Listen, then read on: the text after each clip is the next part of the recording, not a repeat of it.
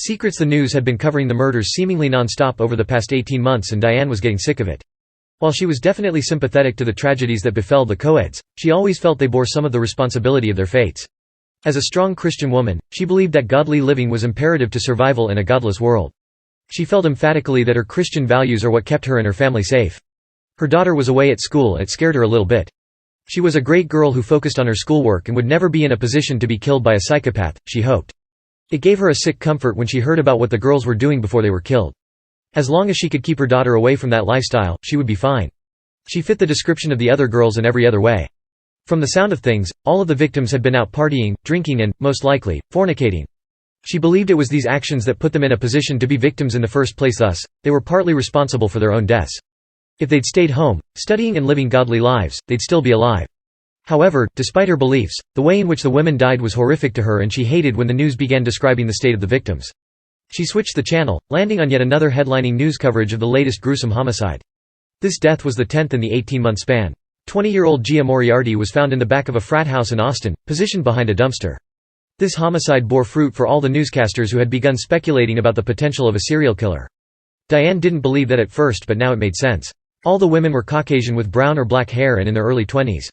None of them appeared vaginally or annually penetrated for sex, but with a hot metal object to cauterize the parts pre-mortem. Their bodies were left staged, both breasts removed and a cross carved into their chestplate. She shivered when she heard it and knew her position of fault was cruel. Because of that, she never spoke about it to Frank. She switched the channel again, this time to an episode of My 600-Pound Life.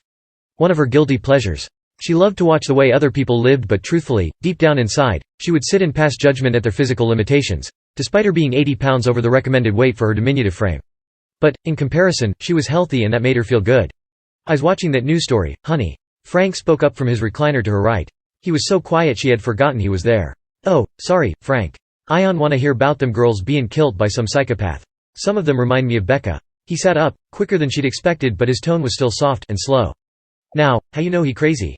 Look like he ridden the world a dirty horse." His tone was matter-of-fact, which sent a shiver down Diane's spine. "Frank," she yelled, agreeing with him deep down but too much of a Christian to admit it. "What, Diane? You know you's thinking it, too." He spat with his slow, southern drawl. She looked at her husband. His red portly face wrapped in a sandpaper beard of snow and tufts of hair bursting from just about his ears. The top of his head glistened from the overhead light, the moisture a contribution of his own battle with obesity. He was once a handsome, strapping athletic man, who worked with his hands and always provided for her and the kids. He had really let himself go since then, but Diane still thought he was handsome, in that old dad kind of way. Since Rebecca left for school though, he had begun taking better care of his appearance and had become more romantic. He was happier lately, so she wasn't going to push him too much. Well, I mean, guess if they wasn't drinking, and a drug in, they'd had their faculties to be safer on and off the campus. Like our little Becca is. She smiled and he returned the smile. "Knew you'd understand," he said directly. She smiled again, not knowing what it was that she'd understood, but she loved when Frank agreed with her and was in a good mood, so she took the compliment. She switched the TV back to the news station that was just wrapping up the explanation of the mutilated body. She looked over at Frank, who was staring at the TV with the same vigor as he used to do with her when they were young kids. His hungry eyes used to wrap her body, cup her breasts and practically do the job before they ever touched. Now he was looking at the TV like that as the newscaster described women who were torn to pieces like slabs of meat. She stared for a minute. Frank felt her looking and adjusted a bit, pulling at his crotch to adjust the front. He tried to shift the awkwardness. "Well, these lil girls need to follow the good book, 'stead of bein' fast out there in college." "You talked to Beck about this?" Diane embraced the pivot. "Yes, she ain't going out to none of them frat parties and that mess." She said, "Mama, now you know I'm here for education, not fornication, just like I taught her." Diane was a proud, peacocking mom at the moment. "Yes, we did good, Diane." "Sure, Miss Becca, though." Frank stood up. "Where you going, Frank?" Diane was enjoying their conversation. "I'm a hop in my basement for a few. Then he to work." "Frank, what you be doing down there all the time lately?" "Nothin', woman. Maybe workin' on something for ya, but you can't see it ju yet." He winked playfully. Diane blushed, and she hadn't blushed in nearly 15 years, 20 because of Frank. 15 years ago there was a hiccup in the marriage that left Diane close to another man. He made her blush and do a bunch of other things, but through the Lord's mercy the marriage was able to be saved. "I love it, Frank." Frank stood up, walked over to his wife and kissed her on the almost wrinkled forehead. "Love ya," he whispered. "You too, Frank." She held his hand for a minute. Frank walked out of the living room and into the kitchen toward the stairs. Diane flipped the TV back to My 600-Pound Life. She heard Frank moving things downstairs but just turned the TV up. After about 20 minutes or so Frank emerged from the basement. "Off to work, hun. Love ya." The screen door slammed shut before Diane could reciprocate. She waited a few minutes listening for Frank's car to sound like it had driven off into the distance. When she was satisfied at the muffle of the engine, she was on her small, pudgy feet. She was an impatient woman, evident even in her unwillingness to wait for dessert until after her meal. She could never wait for anything and Frank knew it. She interpreted that his acknowledgement of the potential gift would only encourage her to scour the basement. She approached the door but there was a padlock on it. No worries though, she knew where Frank kept all of his extra keys. Frank knew that she knew where he kept everything.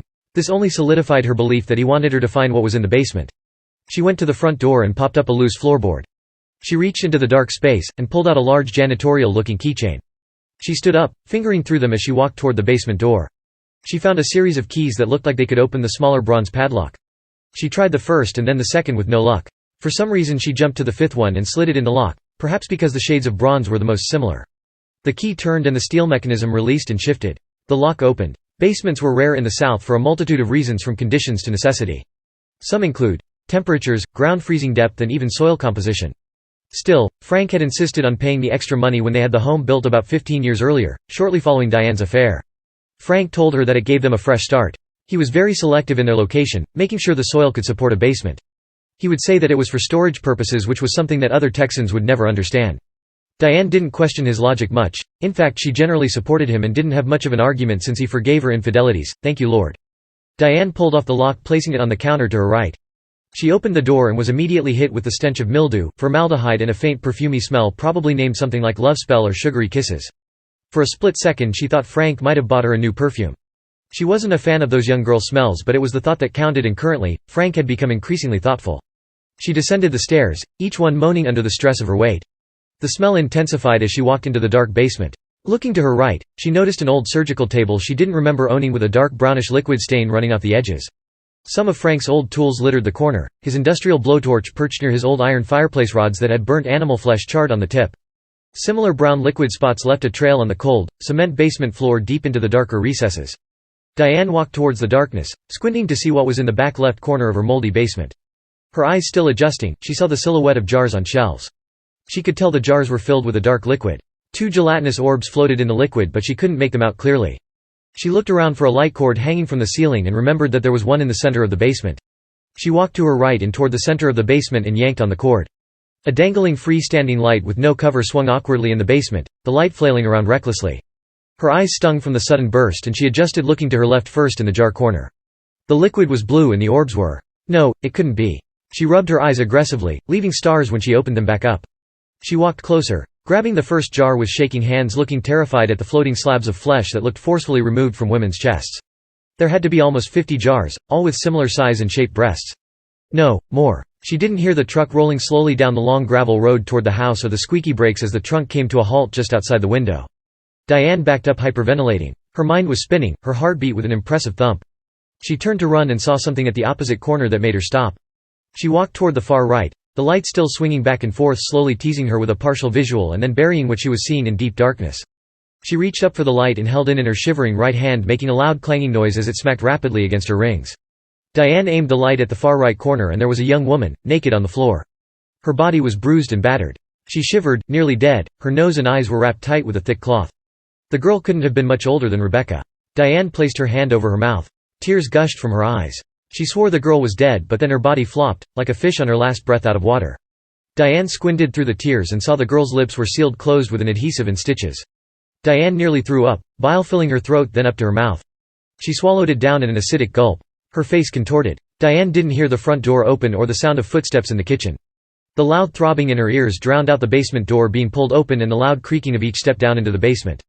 Through the sound of the rushing vomit in her throat, she didn't hear the slapping of the boots on the old concrete floor. Diane, unable to see any more of this, turned around only to find Frank standing there with a club in his right hand. His eyes were the darkest she'd ever seen. The vein that ran from his eyebrow to temple pulsed like a fire hose at full tilt. He was breathing heavily through his nose. Diane's heart fell to her feet. Her stomach almost let all of her bowels go. She gulped and tried to scream, but the terror silenced her. She took one stumbling step back and crashed to the floor, landing on her elbow with a crack. She wailed in pain, never taking her eyes off of Frank, who was closing in methodically. He leaned over and grabbed her gruffly by her blouse. A tiny rip could be heard from the force of his pull. He looked her into her eyes, rage and hatred filled them both. Diane thought she was looking at the devil, his once handsome face taking on demonic qualities. He leaned in close, his nose nearly touching Diane's, and in a low, throaty growl asked her, "Can you keep a secret?"